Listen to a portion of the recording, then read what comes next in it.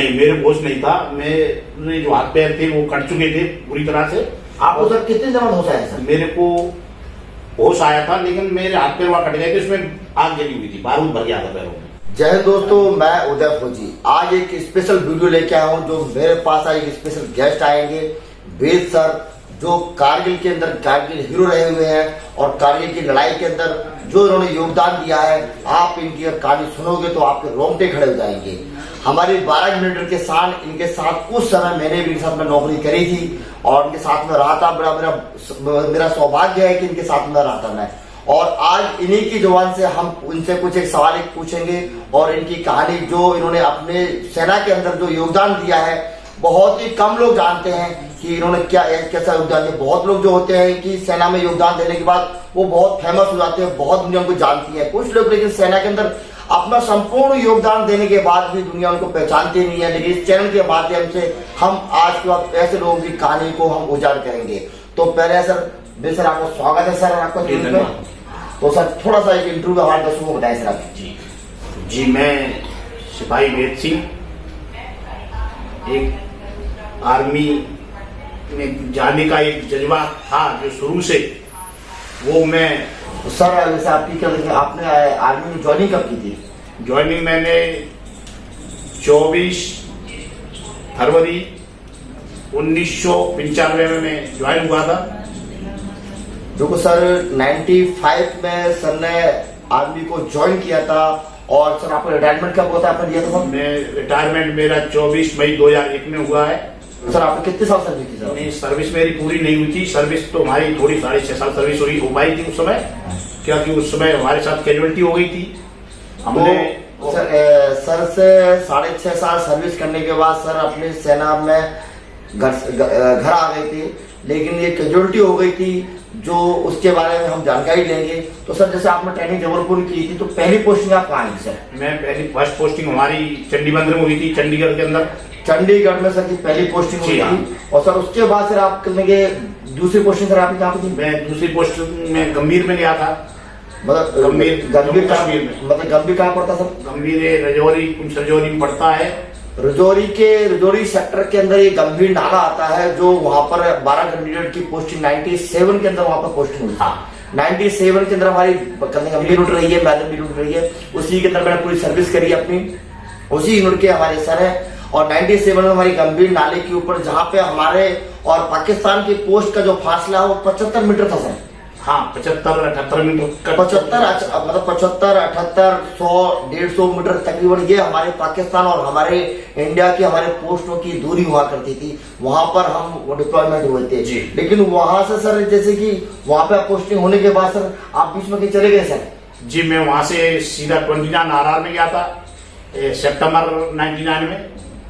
और मैं जो अपना विजय ऑपरेशन चला था वो मैंने कुछ गंभीर में लड़ा, कुछ आधा मैंने जो ऑपरेशन विजय था वो मैंने 29 राष्ट्रीय राइफल उड़ी में लिया।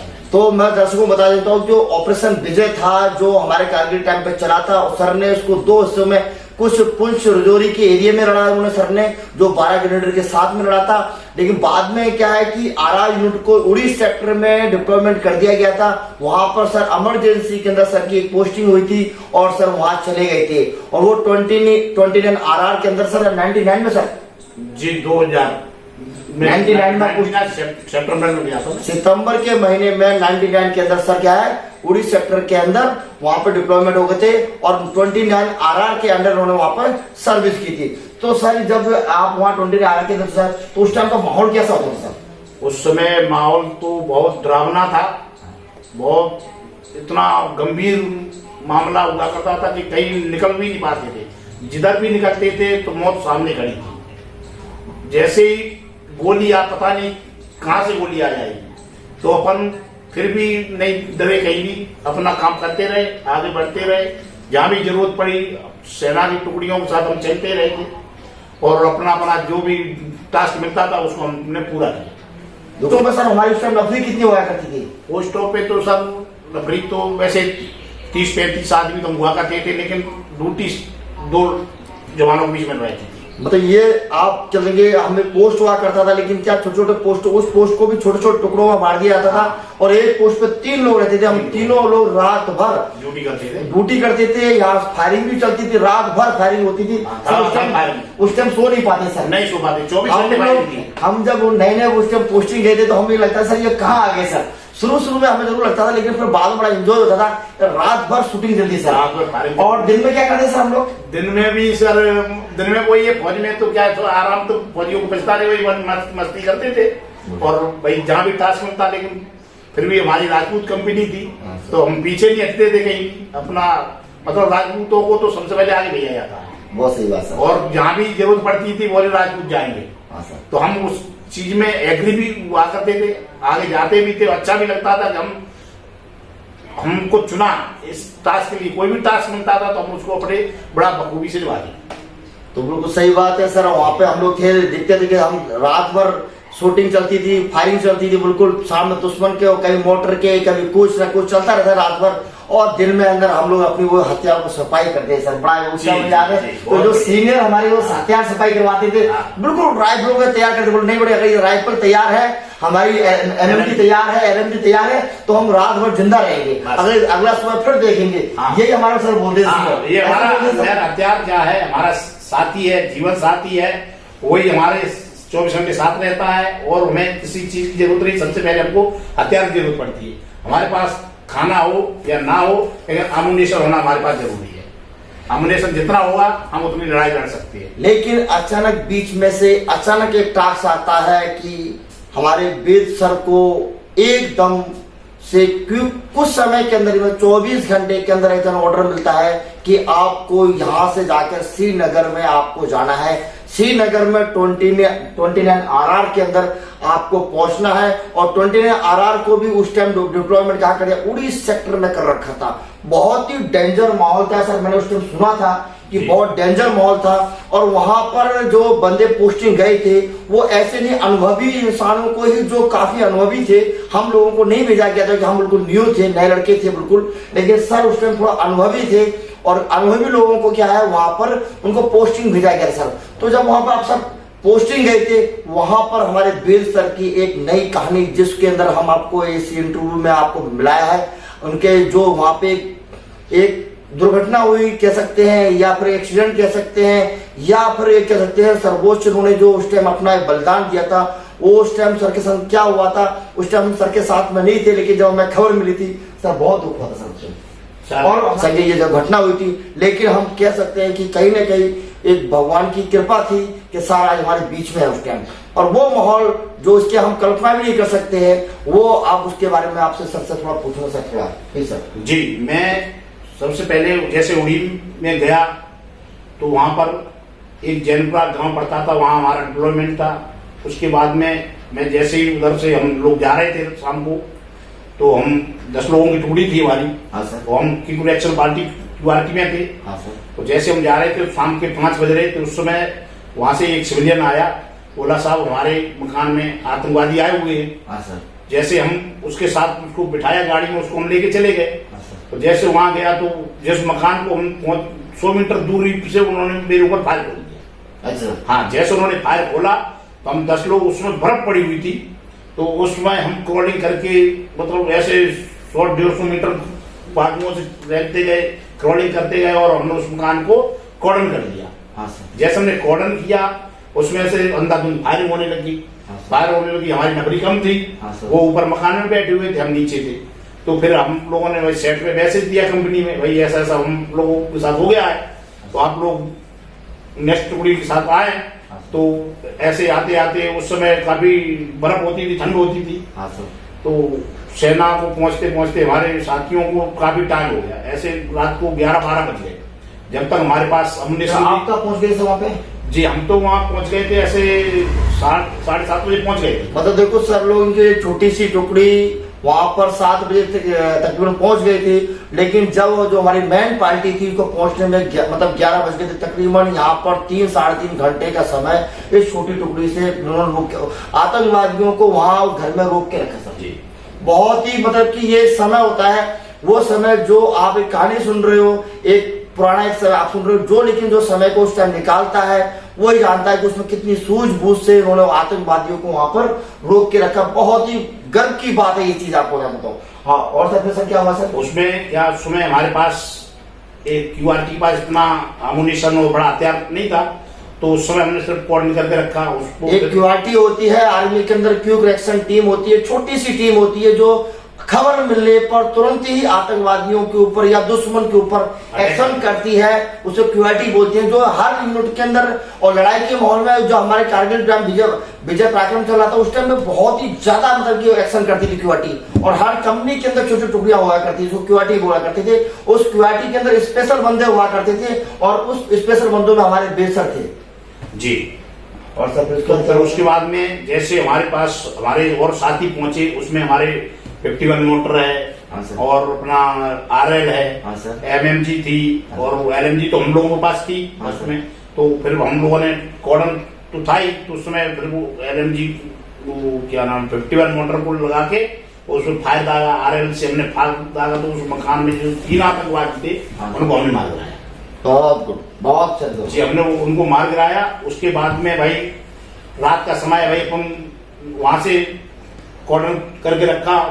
सुबह होते होते होते होते मतलब ठंडी के बारे में शरीर जाम हो गया। हाँ सर, ऐसा शरीर जाम हुआ, मतलब अब शरीर भी काम करना बंद हो गया था और मकान में आग लग चुकी थी।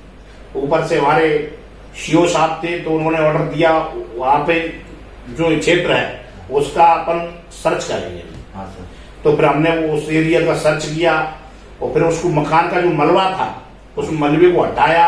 उसमें हटाने के बाद उसमें से जो आतंकवादी थे उनको निकाला सिविलियनों के जरिए। उन आतंकवादियों को निकलवाने के बाद वो आतंकवादियों को उनके सुपुर्द कर दिया सिविलियनों को, और उन्होंने उन लोगों को दफनाया।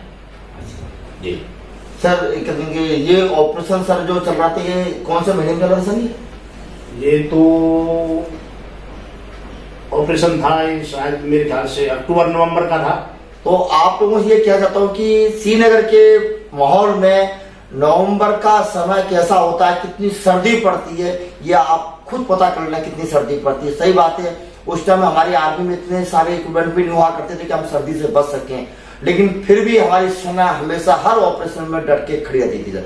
सर इस ऑपरेशन होने के बाद फिर सर क्या हुआ? ऑपरेशन जैसे हुआ उस 72 घंटे ऑपरेशन के बाद, देखो 72 घंटे ये जो सब छोटी सी कहानी आपको बता रहे हैं, 5 मिनट की कहानी है, लेकिन इस कहानी के पीछे 72 घंटे बहुत बड़ी बात है। 72 घंटे सर, क्या उस टाइम हमारे पास क्या कुछ खाने के लिए कुछ सामान आता था? खाने पीने को कुछ नहीं था, वो आटे के खुरमुंडे वगैरह बना देते हैं। और 72 घंटे में कोई भी हमारे पास ऐसा कोई खाने के मतलब कि सामान नहीं आता कि पूरी आ जाए, समोसा आ जाए। हम भूखे प्यासे जो हमारे पास पर्सन खरमूले वगैरह या कुछ हमारे पास हुआ करते थे, जो भी हमारे पास ड्राई राशन हुआ करता था, हम उसी से काम चलाते थे। लेकिन ड्यूटी में हमारी कोई ढिलाई नहीं होता था। ड्यूटी में तो हम ढीलापन कोई रह नहीं सकते हैं, क्योंकि अगर हम ढीले पड़ गए तो दुश्मन हैवी हो जाएगा। मतलब कि हम ढीले पड़ गए तो दुश्मन हमें मार देगा, अगर हम टाइट है तो हमने दुश्मन को मारा। लेकिन हमने इस ऑपरेशन में क्या किया, हमने दुश्मन को सर मारा था सर। जी मारा था। पर लेकिन उसके बाद सर ऐसा क्या हुआ था सर? उसके बाद में ऑपरेशन हुआ, हम लोग कंपनी में आए। कंपनी में थोड़ा हम फ्रेश होके नहा धोके जैसे मतलब कपड़े पहन रहे थे, उसी वक्त ऑर्डर आया कि भाई आपका पटन सेक्टर में आरोपी के साथ मुठभेड़ हो गई। देखो सर, बहुत कहानी में एक छोटा ट्विस्ट आता है कि 72 घंटे के बाद एक जवान अपनी बैरिक में आता है और मुश्किल से 1 घंटे के अंदर, 1 घंटे के कम समय में वो नहाता धोता है और उसको अचानक ऑर्डर मिल जाता है कि पटन सेक्टर के अंदर एक गुवाहाटी से उग्रवादियों के बीच में मुठभेड़ स्टार्ट हो गई है। तो जैसे ही सर आपको खबर मिलती है, आप लोग क्या करते हो सर? तो हम लोगों ने क्या ब्रेकफास्ट की तैयारी थी, तो हमारा टास्क मिला भाई आपको ब्रेकफास्ट नहीं करना है, आपको सीधे पहले कोई करना है वहां तो सेना के ऑर्डर, देखो मैं भी सेना के अंदर 19 साल सर्विस करके आया हूँ कि सेना का ऑर्डर कैसे मिलता है कि आपको ब्रेकफास्ट नहीं करना है, जो अचानक जो खबर आई है हमें वहां पर एक्शन करना है। क्योंकि सर क्या थे, एक QRT की टीम पे हिस्सा थे उस टाइम। तो QRT काम, आपको खबर मिली है, आपको तुरंत 5 मिनट के अंदर आपको गेट छोड़ना होगा। बिल्कुल बिल्कुल 5 मिनट के अंदर सर मेगा से आपकी टीम में गेट छोड़ दिया होगा। हाँ 5 मिनट में तो हम गाड़ी के अंदर मूव हो, गाड़ी हमारी मूव गाड़ियों पे इनकी लगी रहती है और तुरंत मूव हो गए सर। वहां से मूव हो गए बारामूला से हम सीधा पटन गए। बारामूला उस टाइम बहुत ही डेंजर जगह थी। 95 से लेके और तकरीबन 2000 6 और 7 तक बीच में बारामूला का हिस्ट्री अगर हम पढ़ते तो बहुत ही ज्यादा उग्रवाद था वहां पर, बहुत ही ज्यादा आतंकवादी हुआ करते थे। वो आतंकवादियों का क्या क्या गढ़ था, बिल्कुल गढ़ माना जाता है इस आतंकवादियों का बारामूला। सर मैंने वहां पर कुछ समय नौकरी करी सर वहां पे। बारामूला तो मतलब एक ऐसी जगह है कि आदमी पोस्टिंग के नाम से भी कांप जाता है। वो एक समय था जब हमारे उस समय आर्मी का कि वहां पर पोस्टिंग का मतलब होता था कि हमारे रोंगटे खड़े हो जाते थे, क्योंकि इतना वहां डेंजर, मतलब कि वहां दिन में कितनी बार मुठभेड़ हो जाए किसी को पता नहीं था। वहां कहीं भी जाते थे तो ये पता नहीं चलता था कि भाई आगे हम जा रहे हैं तो यहाँ हमारी मुठभेड़ किस मोड़ पर किस जगह हो जाएगी। बिल्कुल सही बात सर। उस समय हमको उन चीजों को भी ध्यान में रखते हुए अपने टारगेट को भी पूरा करना है। मतलब जो भी चीज थी तो हम उस समय आगे बढ़ते गए और उसी ऑपरेशन से निकल के हम सीधा पटन पहुंचे। जैसे हम पटन पहुंचते हैं तो वहाँ हमको पहले लड़कियां मिली। देखो थोड़ा सा आप सर जो सर के साथ में जो एक से करने की घटना हुई थी उसके बारे में मैं आ रहा हूँ वहां पर, सर कहानी में आ रहे होंगे तो बड़ा थोड़ा ध्यान से सुनना कि पहले ऑपरेशन से उग्रवादी किस प्रकार से प्लानिंग करते हैं वो सर बताएंगे। जी तो क्या है, वो जिस जगह पर मुझे पहुंचना था उस जगह से 100 मीटर पहले हमको लड़कियां मिलती। हाँ, उस लड़कियों ने भाई मना किया, भाई आप लोग वहां नहीं जाएं, वहां पर फायरिंग हो रही। फायरिंग अपने को भी नजर आ रही थी, पहाड़ी पर फायरिंग चल रही है। भाई ठीक है, लेकिन फौज का तो हुक्म है ना, तो अपन को मानना पड़ेगा, भाई नहीं जाना है। तो भाई अपन आगे बढ़ गए। जैसे हम लोग आगे बढ़े तो उन्होंने आईडी लगा रखी थी ब्रिज के नीचे। आईडी एक जमीन में धसा हुआ बम, जो उग्रवादी किसी जमीन के अंदर एक आईडी लगा देते हैं। जो आप इस टाइम आप न्यूज में सुनते हो कि नक्सली एरिया में जो उग्रवादी करते हैं वो उस टाइम भी उग्रवादी आईडी जमीन में एक धसा हुआ बम होता था, उसको आईडी बोलते थे। उसका रिमोट कंट्रोल उनके हाथ में होता है और सर लोग जा रहे थे। हाँ, जैसे हम लोग वहां से आगे निकले 100 मीटर तो उस आईडी पे हम लोग फंस गए। वो आईडी उन्होंने ऊपर से बैठे हुए थे, उन्होंने रिमोट से घुमा दिया। तो उसमें पार्टी में क्या मैं सीनियर था। हाँ सर, आप सीनियर। हाँ, तो मेरी साइड से उन्होंने आईडी दबाई तो उस आईडी में मेरा दोनों पैर एक हाथ। तो सर गाड़ी कौन सी थी सर? गाड़ी उसमें 1 टन थी। 1 टन एक मतलब की गाड़ी हुआ करती थी, 1 टन गाड़ी थी, छोटी सी गाड़ी होती है 1 टन, और 1 टन गाड़ी सर 1 टन गाड़ी थी। तो उन्होंने ऊपर से रिमोट से दबाया और हमारी गाड़ी उड़ा दिया। तकरीबन गाड़ी सर उड़ी होगी तो कैसा गाड़ी तो माहौल तो कुछ समझ में नहीं आया, लेकिन गाड़ी जिस समय हमारे पास काला कपड़ा होता था, हम उसको पटका बोलते हैं, पटका बांधते थे हम। ब्लैक पटका था। तो वो पटका हमारा जब आईडी फटा उसके 200 फीट ऊपर जाके मिला। देखो जब आईडी फटी है तो सर का पटका 200 फीट ऊपर जाके मिला। सोचने में देखो तो उस टाइम क्या नजारा रहा होगा कि वो गाड़ी जब आईडी पे आई होगी तो सर वो कितनी ऊपर गई होगी। तो गाड़ी तो लोग बात बताते हैं, अपन ने तो भाई अपने साथ तो घटना हो चुकी थी कि जो गाड़ी थी वो आपकी कम से कम आपको 200 फुट ऊपर ले गई। 200 फुट ऊपर लेके एक नाला जाता है, पाकिस्तान की तरफ जाता है, तो उस नाले के उधर मेरे को फेंक दिया। उधर? हाँ सर, आपकी गाड़ी में कितने लोग थे? हम 10 लोग थे। 10 लोग थे सर? 10 लोग थे। उसमें हम सबसे ज्यादा कैजुअलिटी हमारी हुई थी। 10 लोग, बाकी सब लोग बच गए। बाकी किसी का बाजू कट गया था, किसी के माथे पर लगी हुई थी, किसी के आंख में लगी हुई। कोई सर शहीद हुआ था? शहीद कोई भी नहीं हुआ, सबसे ज्यादा मेरे साथ हुआ था। देखो सर सीनियर थे तो सीधी बात है कि सर सीनियर थे तो गाड़ी में आगे बैठे होंगे और साथ में ड्राइवर था। तो मैं क्या सबसे ज्यादा गाड़ी जब 200 फुट पर, ये किस्मत की बात है कि किसी को कोई ज्यादा से ये कह सकते हैं हम, ज्यादा क्या मेरे शब्द थोड़े गलत हो रहे हैं कि यहाँ कोई शहीद नहीं हुआ, बाकी सबने कुछ ना कुछ अपने देश के लिए एक सर्वोच्च बलिदान एक तरह से दे दिया। तो सर ने जब उस टाइम उस गाड़ी दुर्घटना हुई सर तो उस टाइम आपको होश था सर? नहीं, मेरे होश नहीं था। मेरे जो हाथ पैर थे वो कट चुके थे पूरी तरह से। आपको सर कितने जमा होश आया सर? मेरे को होश आया था, लेकिन मेरे हाथ पैर वहां कट गए थे, उसमें आग जली हुई थी, बारूद भर गया था पैरों में। मतलब कि सर के पाँव में जो आज आप देख रहे हो इसके अंदर वो सर जब वहां से सर आपको जब लगा तो सर के उस टाइम आपको बिलीव नहीं होगा जो आप सर मेरे को दिखा रहे हैं। जब हमने खबर सुनी तब हमको विश्वास नहीं हुआ था। सर ने अपने दोनों पाँव आप खो दिए थे। ये सर के जो आप देख रहे हो ये नकली पाँव है, ये आप देख सकते हो दोनों पाँव सर ने खो दिए थे। सर दोनों पाँव सर? हाँ, ये दोनों पैर चली गए थे उसी वक्त, मतलब ये स्पॉट पे खत्म हो गई थी। मतलब कि ऑन द स्पॉट से ही सर को पता पड़ गया कि मेरे दोनों पांव जा चुके थे। तो और सर हाथ भी स्पॉट पे ही चला गया था।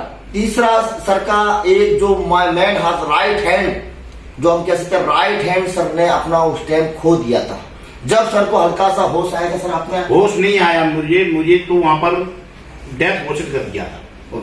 हाँ, तो क्या हुआ उसमें डेथ घोषित करते ही भाई सारे बंदे इकट्ठे होते हैं, रिपोर्ट लगती है भाई कौन बंदा है, कितने हैं, इकट्ठे हो गए भाई कौन गायब है। तो मैं वहां से गायब था 200 फीट दूर से, मैं दूध नाले के उधर पड़ा हुआ था। तो वहां से मुझे लोग गए, धीरे धीरे गए, अपनी भी दाढ़ी रखे तो उसमें उन्हीं के बेस में रहते थे, आतंकवादी को रोड में रहते थे, पूरा हमारा रोड ही वही था QRT में। और वो लड़के देखे साहब कोई आदमी जल रहा है, ये पता नहीं आतंकवादी है या अपना वेद है। तो कुछ लड़के, हमारा एक उदी मोड़ का था, एक सतना का था, उन्होंने हिम्मत दिखाई और साहब वो मर गया तो हम भी जाएंगे, कोई दिक्कत नहीं। लेकिन वो लोग गए, वो भी देख के इतना डरावना, मतलब उनकी रूह आपकी देखते ही बोला एक तो वहीं गिर गया। जैसे मेरे को देखा वो वहीं गिर गया। और उसके बाद में जैसे और भी लड़के पहुंचे, फिर वो अपनी राइफल की स्ट्रेचर बना के और उस पर मेरे को रख के लाके वहां लिटा दिया। जैसे लिटाया तो सबने कहा भाई ये तो खत्म हो गया, सही हो गया। सही बात है। हमारे पास जो खबर आई थी हमारी पलटन में, जो न्यूज में खबर आई थी कि शुरू में ये खबर आई थी कि बेस सर मतलब कि खत्म हो गएंगे, शहीद हो गए। तो उसमें मेरे को जो काला पटका हम लोग बांधते थे, वो सभी ने अपना पटका हमारे ऊपर डाल दिया। हाँ, तो सीओ ने रिपोर्ट दी, हमारे ब्रिगेडियर साहब थे, DC घटोच साहब, बहुत बढ़िया बंदा था। तो उन्होंने जैसे वो आए, उन्होंने क्या मतलब दिखाया कर्तव्य, उन्होंने इतना मतलब हमारे साथ अच्छा किया कि उन्होंने हमको तुरंत हेली से मतलब लेके श्रीनगर भेज दिया। श्रीनगर पहुंचा। हाँ, उस समय श्रीनगर जाके भाई अपने को पता नहीं था हमारे साथ क्या हुआ है। 16वें दिन जब मुझे थोड़ा सा होश आया, 16वां दिन मतलब आज घटना होने के 16 दिन बाद जब मुझे पता चला, तो वो भी पता ये नहीं चला कि मेरे पैर कटे हुए, पता ये चला कि मैं ऐसी बिल्डिंग में कहां से सो रहा हूँ। अच्छा। हाँ, मेरे को ऐसा रहा मैं बिल्डिंग में, मैं टेंट में रहने वाला आदमी बिल्डिंग में कहां से आ गया। हाँ। और मेरे को प्यास लगी थी उस समय बहुत, 16 दिन से पानी नहीं पिया।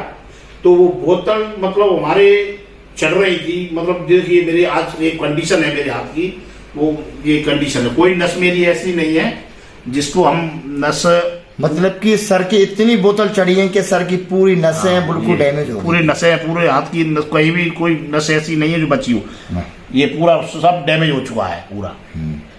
अभी ग्लूकोज नहीं चढ़ रहा था। अच्छा। हाँ, तो उस समय मैंने वो ग्लूकोज चढ़ रहा था, वो मेरे को यहाँ से भी ब्लड जा रहा था, यहाँ से भी जा रहा था, गर्दन से जा रहा था, कुछ इधर से मतलब ब्लड चल रहा था चारों तरफ से। और मैंने देखा ये क्या हो रहा है, मेरी समझ में नहीं आया भाई। तो मैंने वो बोतल को तोड़ लिया, पानी की बोतल तोड़ा, तो मैं पानी नहीं निकला तो मैं उसको दांत से फाड़ के पीने लग गया। जैसे मैं उसको बोतल को आधा पी गया, वो मेरे को शरीर में ऐसा मतलब पोजन सा फैल गया। तो जैसे उन्होंने देखा, मैडम लोग रहते थे उधर हॉस्पिटल में, तो टीम दौड़ती हुई बोला ये अभी ये मर जाएगा, ये हो जाएगा, वो हो जाएगा। तो बड़े वो ऐसे मेरे को ऑपरेशन थिएटर में लेके चले गए। फिर लेके चले गए, फिर मेरे को 7 दिन बाद होश आया। देखो 7 दिन बाद, 16 दिन बाद कुछ समय के लिए होश आया एक फौजी आदमी को। और उसके बाद उसको पानी की प्यास तो लगती है, लेकिन उस टाइम पानी नहीं दिया जाता है। लेकिन सर को प्यास लगी थी तो सर ने पानी पीने की कोशिश करी, तो उनके शरीर में पॉइजन सा फैल गया। उसके बाद वापस वो बेहोश हो गए और उसके 7 दिन बाद सर को होश आया। तो सर 7 दिन बाद जब होश आया, 7 दिन बाद जब होश आया तो अपने उस समय राकेश छिब्बर साहब अपने 12 ग्रेनेडियर के 29 में कमांड कर रहे थे। उन्होंने भाई घर में अपना बंदी को भेजा, उदयवीर साहब को भेजा। तो वो घर पे आए घर पे आके पिताजी को लेके चले गए। उस समय गाँव में भागवत चल रही थी, तो माता जी को बोला कि माँ हम ऐसे ऐसे आए हैं आपके लड़के के पास में। तो माँ ने कुछ ध्यान नहीं दिया, बोला वो चली गई। जब माँ भागवत में से पहुंचने के बाद 1 घंटे बैठने के बाद उन्होंने कहीं सोचा भाई हमारे बच्चे के पास से कोई आया है, कैसे आया, क्या काम है। वो उस भागवत से जैसे खड़ी हुई, वो बैठे हुए थे, वो आके फिर पूछा बेटा हमारे बच्चे का क्या हुआ है। हाँ। तो उदयवीर सर ने बताया कि कुछ नहीं अम्मा, वो छोटा सा लग गया, खरोंच वगैरह आ गई है। हाँ। तो इसलिए हम पिताजी को लेने आए, वो थोड़ा मिल लेंगे। तो उस समय वो पिताजी को लेकर पहुंचे और कारगिल का टाइम था, बहुत खतरनाक, मतलब बमबारी हो रही थी, गोलियां चल रही थी। पिताजी गए और हमारे भाई जो गुड़गांव में रहते हैं उनको लिया साथ में, और एक भाई के मित्र थे उनको ले जाके वो वहां पहुंचे श्रीनगर में। तो मैंने देखा, सुबह हमारे पास पहुंचते हैं तो मैं देखा हूं कि भाई ये पिताजी हैं, भाई है, मतलब मैं बोल नहीं पा रहा था। हमारी इतनी कंडीशन अच्छी नहीं थी कि मैं बोल नहीं पा रहा था। आंख मतलब 2 मिनट के लिए, कभी 1 मिनट के लिए खुलती थी और बंद होती, मतलब शरीर में इतनी जान नहीं थी कि हम इनसे बात कर सकें। हम इशारा में डॉक्टर साहब को बोले कि साहब इनको भेज दो, क्यों हम तो मर रहे हैं, हम तो फौज में नौकरी कर रहे हैं, कोई दिक्कत नहीं है, लेकिन ये बिना मौत के मारे जाएंगे, क्यों बम का कोई पता नहीं है, हॉस्पिटल में भी आ सकता है, कहीं भी गिर सकता है, तो ये बिना मौत के चले जाएंगे। ये होता है एक फौजी, उसको देश की भी चिंता होती है और अपने एक परिवार की भी चिंता होती है। सही बात है। 99 और 2000 का उस टाइम पे जो माहौल चला था, 98 99 का कारगिल टाइम का, बिल्कुल सही बात है। माहौल ऐसा ही था कि कब पता नहीं कब क्या कहाँ क्या हो जाए। तो बिल्कुल सही बात है। मैं सर की बहादुरी के लिए बड़े शुक्रिया करता हूँ कि इतने सर बहादुर थे कि उन्होंने सोचा कि मैं तो ठीक है, हर इंसान सोचता है कि मेरे माँ बाप उस टाइम कोई तकलीफ में मेरे साथ आए, मेरे परिवार वाले मेरे साथ रहे। एक फौजी आदमी सोचता है कि भाई मेरे परिवार वाले मेरी खुशी में साथ रहे, मेरे गम में थोड़ा दूर रहे, अपने गाँव चले जाए, सेफ रहे। वो यही चीज सर ने सोची और अपने घर वालों को पापा बोला कि इनको भेज दो घर। बहुत सही जी। मैंने इनको जैसे बात घर जाने के लिए बोला तो डॉक्टर साहब ने फिर भी इनको एक दिन मेरे से बिना बता के रख लिया, गेस्ट रूम में इनको रखा। और जैसे मेरे को ये दोबारा सुबह मिलने के आ रहे हैं तो मेरे को गुस्सा आ गया। मैं डॉक्टर सर पे, मतलब एक हमारे डॉक्टर थे, उनका नाम तो मेरे को नहीं आ रहा है, तो मैं उनको बहुत गर्म जोशी में बोला, साहब ये तो मरना ही है, इनको मारना है या मुझे मारना है, एक बताओ, या तो इनको भेज दो या फिर मेरे को भेज दो यहाँ से।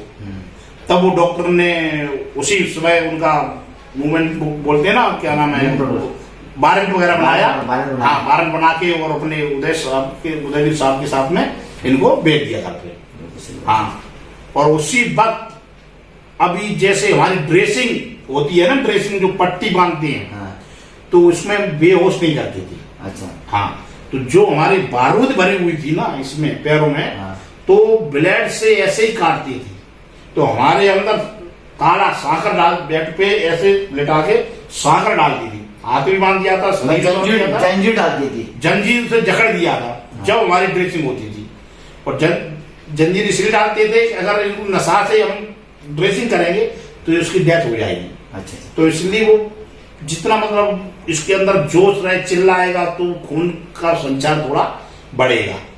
तो वो हमारे इसलिए मतलब इतना दर्द होता था कि मैं इसको आपके कैमरा के सामने बयान नहीं कर सकता। उस चीज को हम आपको किसी भी हालत में मतलब कैसे महसूस कराएं, जैसे आप पैदल भी यहाँ से निकल रहे हैं तो इतना दर्द होता था जैसे भाई कोई हाथी जैसे ऊपर से निकल जाए, मतलब इतना दर्द था जिसकी कोई मतलब सीमा नहीं थी।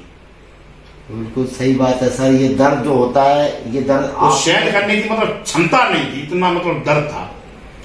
1 महीने के अंदर अन्न पानी नहीं गया था, कुछ भी नहीं गया था। जो ये बोलते हैं कि फौज की नौकरी बड़ी आसान होती है, तो अगर सर का दर्द अगर आपने समझा होगा ना तो आप वो महसूस कर सकते हो, क्योंकि वो मंजर आज का नहीं है, बहुत पुराना मंजर है। आज तकरीबन उसको 24 साल हो गए इस मंजर को, और इस कहानी को 24 साल पहले सर, 24 साल हो गए सर, 23 साल हो गए, 23 साल तकरीबन हो चुके हैं। 23 साल पहले जो दर्द सर ने सहन किया था, और जिसने कभी एक छोटी सी चोट लग जाए तो आपको इतना दर्द होता है, उस बंदे के सामने मैं बैठा हूं जिस बंदे ने अपने शरीर के दोनों पांव और एक हाथ अपना गवा दिया हो, उसके बाद भी अपनी जान बचाने के लिए शरीर में इतने बारूद अंदर चला गया था, उसने कितना दर्द सहन किया होगा। ये सोचने वाली बात है। तो मैं दर्शकों को कहूंगा कि सर की इस बात को बिल्कुल ध्यान रखें कि फौज की नौकरी इतनी आसान नहीं होती है। बोलते हैं देशभक्ति, देशभक्ति की वास्तव में मिसाल है। हम जो चले गए उनको पूज रहे हैं और इनको भूल रहे हैं। ये हमारे देशभक्त तो ये लोग बैठे जिन्होंने देश के लिए क्या दर्द सहन किया सर, और आज भी आपके बीच में है। तो इनके लिए वह तालियां तो बनती है दर्शकों। हाँ तो सर फिर क्या हुआ सर? फिर मैं वहां से मेरे को कमांड हॉस्पिटल उधमपुर के लिए भेजा। ठीक होने के बाद ड्राफ्टिंग वगैरह कर दी, आराम मिला। 1 महीने के बाद मेरे को कमांड हॉस्पिटल उधमपुर भेजा। उधमपुर मेरे को 8 दिन रखा, तो 8 दिन में क्या है वहाँ इतना ट्रीटमेंट अच्छा नहीं मिला। जो ट्रीटमेंट अच्छा नहीं मिला तो क्या हमारे फिर पूरे शरीर में पस पड़ गई। पस पड़ गई मतलब दर्द बहुत, मतलब फिर दोबारा ये कंडीशन हो गई कि कभी भी ये व्यक्ति की मृत्यु हो सकती है। तो हमारा भाई साथ में था उसमें उधमपुर में, तो रो मतलब भाई भी सामने नहीं रोया, लेकिन बाहर जाके वो जरूर रोता था। तो अपने हमारे फौजी भाई थे, वो बताते हैं यार वेद उस्ताद यार वो आपका भाई वहां रो रहा है। तो अपने को बहुत ऐसा महसूस होता था कि मतलब हमने पता नहीं क्या किया है, जो हमारे साथ में हमारा भाई सजा काट रहा है। तो फिर वो तसल्ली वगैरह देते थे साथ के कि बोला आपके भाई ने अच्छा काम किया है, देश के लिए किया है, और ऐसे लोगों को तो हरदम लोग याद करते हैं। लेकिन आज की पोजीशन वो है, फौज से आने के बाद सिविल में एक फौजी को कोई पूछता नहीं, उसकी कहीं कोई वैल्यू नहीं है, कोई अधिकारी सुनता नहीं है, कहीं भी जाए तो कोई कर्मचारी सुनता नहीं है, लाइन में खड़ा होना पड़ता है। कलेक्टेड ऑफिस में जाए तो उसको लाइन में खड़ा होना पड़ेगा। एक सिविलियन को ये नहीं बोलता इसके साथ ये घटना हुई है तो इसको फर्स्ट प्रायोरिटी दी जाए।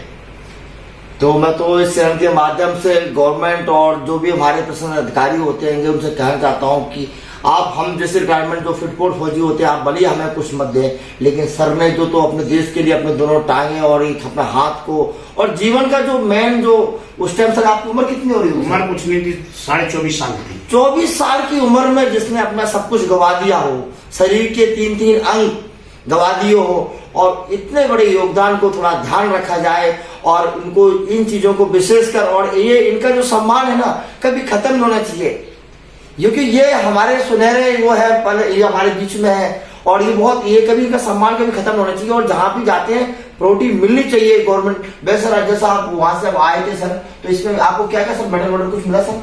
जी मेडल मुझे कुछ नहीं मिला था, मुझे सेना गोल्ड मेडलिस्ट मिला, मेडल हूँ। हाँ सर, वो सेना गोल्ड मेडल मिला था मेरे को। सेना गोल्ड मेडल मिला था सर को? हाँ वो है। हाँ, और सर आपको गवर्नमेंट की तरफ से कुछ फैसिलिटीज?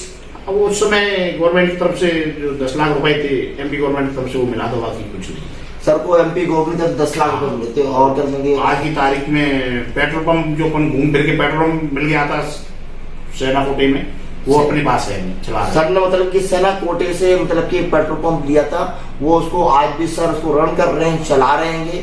और बहुत ही आप कहेंगे आज जो सर ने हमें बताया किस प्रकार से अपना कहेंगे जो उन्होंने बलिदान दिया, और मैं तो ये चाहता हूँ कि सर आप हमें स्वस्थ रहे सर। और भी सर कुछ दर्शकों को बताना चाहते हो सर? नहीं बस बढ़िया रहे, सबको राम राम है भाई। देखो सर अच्छा काम करें और में जाए, अच्छा जाए, अच्छा कार्य करें, अपना जहां भी जाए अपनी यूनिट का नाम रोशन करें, अपनी कंपनी का नाम रोशन करें, अपनी प्लाटून का नाम रोशन करें, और अपने गांव अपने क्षेत्र का नाम रोशन करें। कहीं भी फौज में जाना चाहते हैं और फौज में जाना भी चाहिए। ठीक है, देखो सर ने बताया कि सर का दोस्त मैं सर से शुरू से कंटिन्यू बात करता रहता हूँ फोन पे, और कई बार सर से मैं मिलने भी गया हूँ, मिला भी हूँ मैं। और मैं कहेंगे सर का जोश तो मतलब कि अब मैं उनके साथ रहता हूँ, मैं जानता हूँ, कभी उन्होंने ये नहीं दिखाया। आज अपनी पहली बार मुझे अपनी पूरी कहानी बता रहे हैं कि मैंने सर कहा कि मैं ये पूरी आपकी कहानी मैं चैनल पे लेके आना चाहता हूँ, तो उन्होंने पूरी कहानी बताई है। बस सर हमेशा खुश रहते हैं कि कभी भी मतलब नर्वस नहीं होते हैं, कि बहुत अच्छा लगता है जब भी मैं मिलता हूँ। और यही मैं दर्शकों को कहना चाहता हूँ कि जब सर इतना अपने कष्ट में होने के बाद भी हमेशा खुश रहते हैं, तो दुनिया के अंदर ऐसा कोई गम नहीं है या ऐसी कोई मुसीबत नहीं है जिससे आप लड़ नहीं सकते हो। आप हर समस्या से लड़ सकते हो, खुश रहें। और अभी मैं चाहता हूँ सर एक बार सर है ना सर, ऐसा नहीं कि सर के टांग में सर चलते नहीं, खुद अपना सारे काम अपने खुद करते। मैं अपना स्वयं पूरा काम सारे काम अपने सर स्वयं करते हैं, मुझे खुद पता है, लेकिन मैं सर के खुद बतवाना चाहता कि आप चैनल पे बताएं। और सर खुद ऐसा नहीं कुछ खुद चलते हैं और काफी वॉक भी करते हैं, काफी देर चलते हैं। मैं वॉक करता हूँ, सब चीज करता हूँ, एक्सरसाइज करता हूँ, मतलब मैं अपने आप में बहुत फिटफोर हूँ। तो अभी सर खड़े को सर को दिखा सब कुछ बिल्कुल बढ़िया फर्स्ट क्लास। बिल्कुल सर देखो खड़े होकर दिखा रहे हैं बिल्कुल। ऐसा नहीं कि सारे ही तो चलते सर सारा लेते हैं सर, उसकी जरूरत बाकी नहीं तो है। वो तो थोड़ा ऊंचा नीचा जगह रहता है, उसके लिए लेना पड़ता है। हाँ जी। बाकी प्लेन जगह में भी जरूरत नहीं है उसकी। अच्छा सर, अच्छा। हाँ अच्छा ठीक सर, आइए सर, बड़ी सर।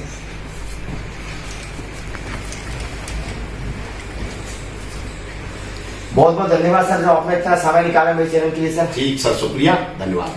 तो एक कहानी जो बेस सर की मैंने आप चैनल के माध्यम से आपको सुनाई, बहुत ही इस पर आप जितना हो सके इस कहानी को दूसरे दर्शकों को शेयर करें, जिससे जो हमारे अनमोल रतन हैं जो कहीं छुप गए हैं, ये मानते कुछ रतनों को मतलब दुनिया प्रकाशित कर देती है, इन्होंने ऐसा किया, ऐसा नहीं है कि इन्होंने भी अपने देश के लिए बहुत कुछ किया है। तो इनकी जो कहानी है, मैं चाहता हूं कि दर्शकों से ज्यादा से ज्यादा शेयर करें, जिससे इनकी कहानी दुनिया को पता पड़ सके, और दुनिया को ऐसा नहीं कभी वो पन्नों में छुप ना जाए, पन्नों में हमें जिंदा रहने चाहिए। जब जिंदा है तो उनको देखना भी चाहिए, इन्हें दिखाने की कोशिश करें। भारत माता की जय, वंदे मातरम, राम राम।